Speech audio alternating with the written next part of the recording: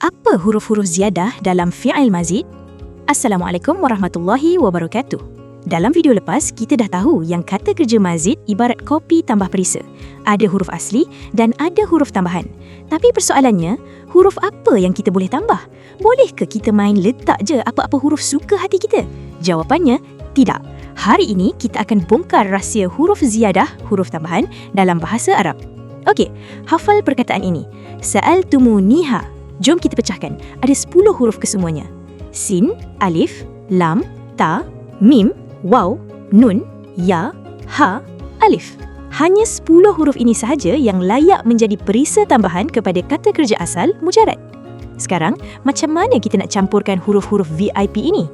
Untuk kata kerja asal 3 huruf, thulasi, kita boleh tambah 1, 2 atau 3 huruf. Maksimum huruf dalam satu kata kerja tak boleh lebih 6 huruf. Kategori 1, tambah 1 huruf. Contoh, asal alima. Kita tambah alif bertanda hamzah di depan jadi a'lama. Atau kita gandakan huruf tengah syaddah jadi allama. Kategori 2, tambah 2 huruf. Contoh, asal jama'ah. Kita tambah alif dan ta jadi ijtama'ah. Nampak tak perubahannya? Kategori 3, tambah 3 huruf. Kombinasi paling popular untuk 3 huruf ialah alif, sin dan ta. Selalunya ia membawa maksud meminta.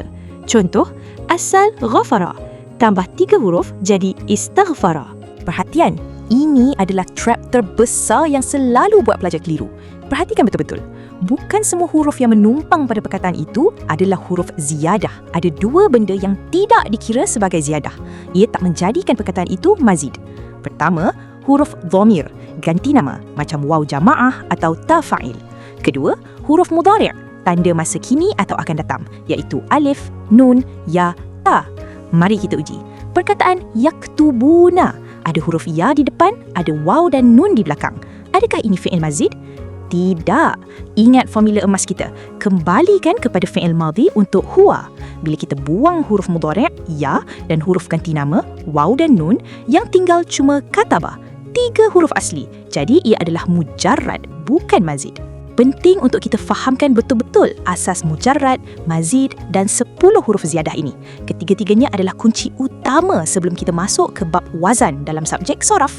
Di sana nanti kita akan belajar lebih terperinci bagaimana mahu menyusun dan membentuk perkataan bahasa Arab dengan tepat. Kesimpulannya, nak tahu sesuatu kata kerja itu mazid atau tidak, kembalikan ia kepada bentuk asal, kata kerja lepas, ganti nama dia lelaki. Semak sama ada huruf yang berlebihan itu ada dalam senarai sa'altumuniha. Kuasai huruf ziyadah dan anda akan mula nampak corak ajaib dalam Al-Quran dan teks bahasa Arab. Ia bukan sekadar tambah huruf, ia adalah penambahan makna. Teruskan berlatih. Ila liqa', ma'assalamah.